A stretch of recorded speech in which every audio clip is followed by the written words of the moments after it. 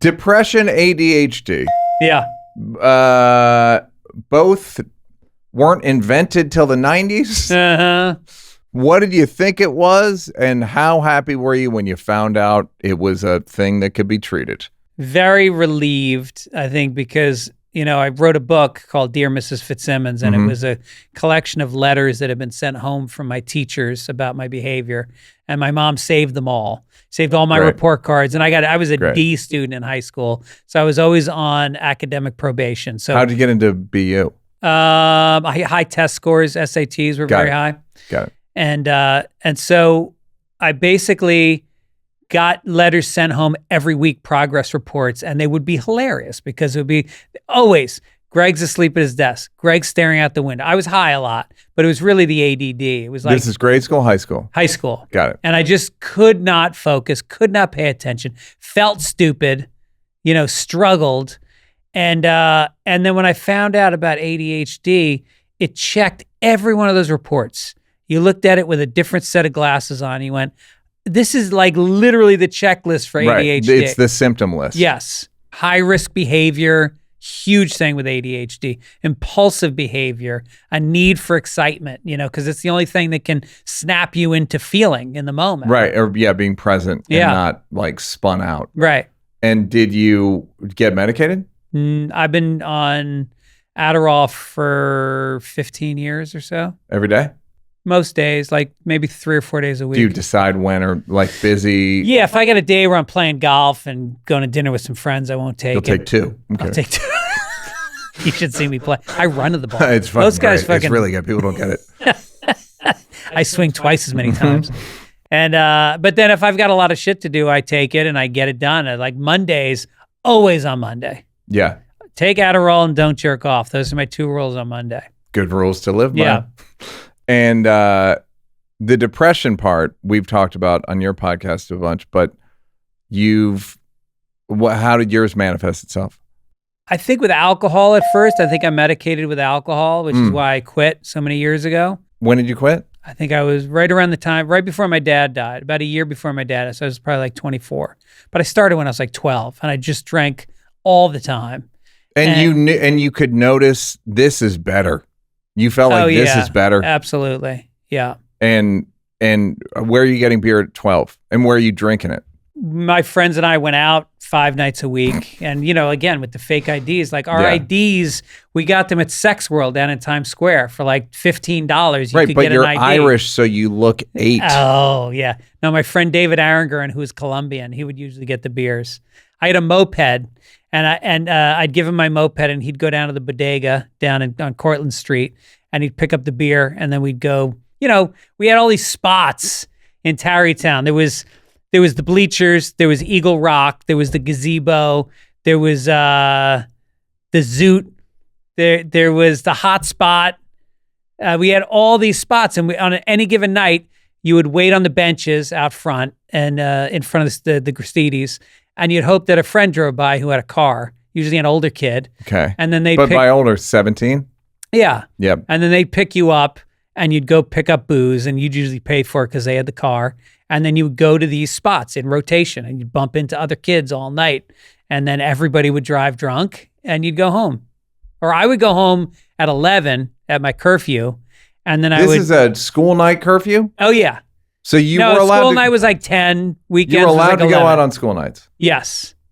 Unbelievable. And then I would walk. I bet the amount of kids now that are allowed to go out on school nights in America is under 1,000. Allow is a strong word. I think didn't notice.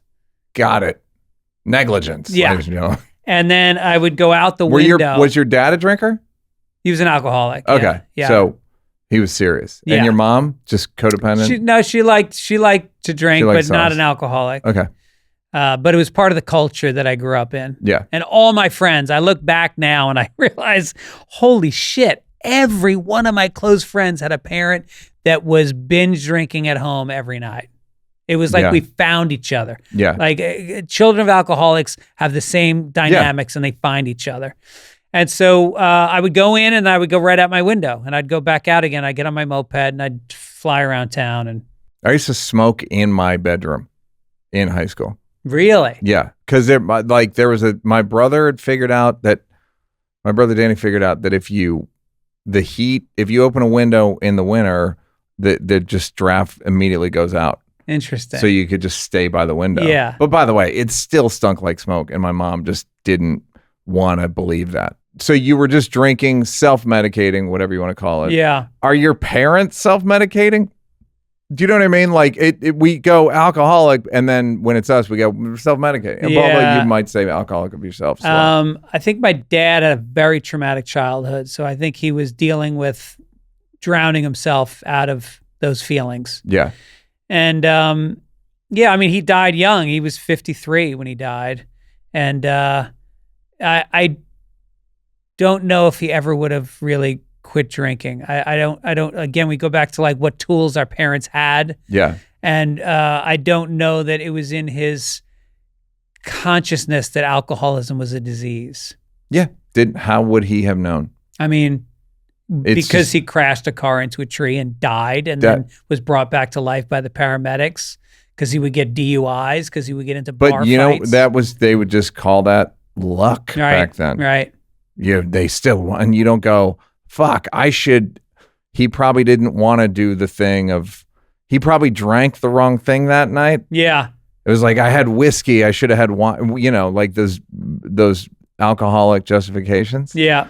So once you stopped drinking, had to start dealing with your nervous system. Yeah. And then you realize, like, I tend to be, what was it, negative? What did you tend to be? Well, I always kept journals. From a young age, I used to journal a lot. And I go back and I read them, and it was like, it was the same thoughts I have now about just the hopelessness of life and alienation and loneliness and stuff that I latched onto instead of it didn't flow through me. It came in and I trapped it, Interesting. And I went down all the way with it, and I stayed with it. And it was about unclutching it and letting it go. And so I started going. Well, there's that righteousness again, because it becomes rumination within yourself, right? Where you have this feeling, you're like, I'm gonna focus on it, and I'm gonna reprocess it and process it and process it, and it's like, yo, man, this shit is not helpful. Well, and you feel that it's the truth, and you're honoring the truth. Yes, and I'm figuring it out, or I'm having a look at things, and it's like you're just staring at it. Yeah. Nothing's happening. I realized fairly recently, like, I don't write jokes ruminating. Ever. I've never written a joke ruminating about a parental relationship or a friendship or a girlfriend. Never. Never. Just stop. It's pointless. Yeah. And it feels awful. It feels awful. And I think when I started going to therapy, one of the things that helped me the most was cognitive, what is it called? Behavioral therapy. Cognitive behavioral therapy, with the idea being your thoughts are not reality. Yes. They're not the truth. And that if you can notice the patterns of them, you can see it and you can replace it with another thought that checks the reality of that original thought. And that meant keeping a notebook, because you can't just think that and think that's going to make it go away. And I had this amazing therapist, Sheila Gray, and she had me keep a notebook, and we would check it every week, and I would check those thoughts. And I still fall into them, obviously, but I think I'm able to, come out of it a lot faster than I used to be able to. Give me a common thought and then give me a common check. I never get invited to festivals. Okay. Comedy festivals. Mm-hmm. You hear about, Moon Tower's going. I didn't even realize it was going on until I see people posting from it. Why didn't I go to that fest? And then I stop and I go, I'm going to one in Pittsburgh in July. Right. And so I check that's called all or nothing thinking. Yep. And I do a lot of that. There's we flashed it on here before. We'll put up the cognitive behavioral thought distortions. Oh, really?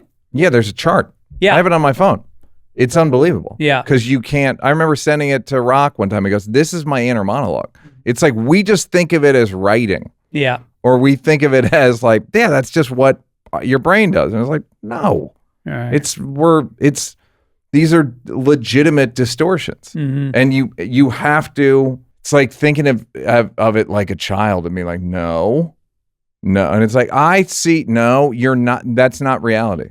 And it's not getting angry at the thought. That's the thing, is I think when you try to grip down on it and go, no, don't, instead you got to go, oh, like a fly on the wall. You observe the thought without getting emotionally invested in it. And in that way, you're able to, so much of therapy, the Freudian analysis was lay down on the couch, talk about your childhood, feel these traumas.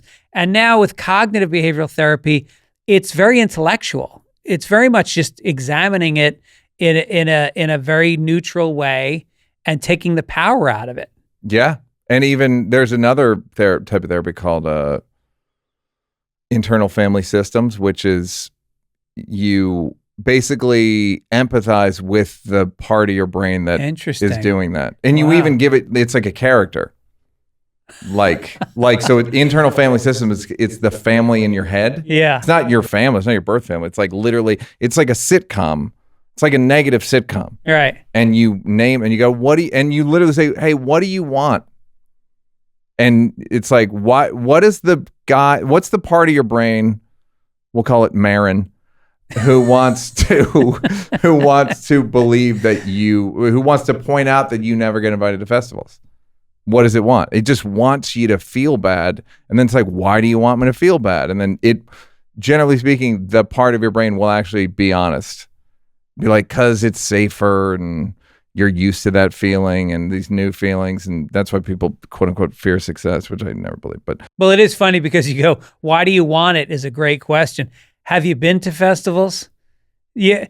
You stay not in a not great hotel. Yeah. You see there's landmines of people that you're walking past. Every room has got room. 4 people you've been avoiding for a year and a half. The crowds are generally not good. It's just the general public being brought in to see quote unquote comedy, not to see you. Right.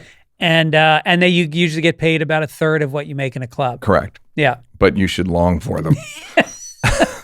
Hey, did you like that? Did you like that? Yeah, did you like it though? You want more? Don't want to work? Would rather watch videos of me grab-assing with people? First of all, go up here to subscribe, and then go up here to watch more clips.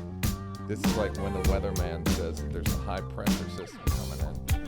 I'm not really used to the green screen.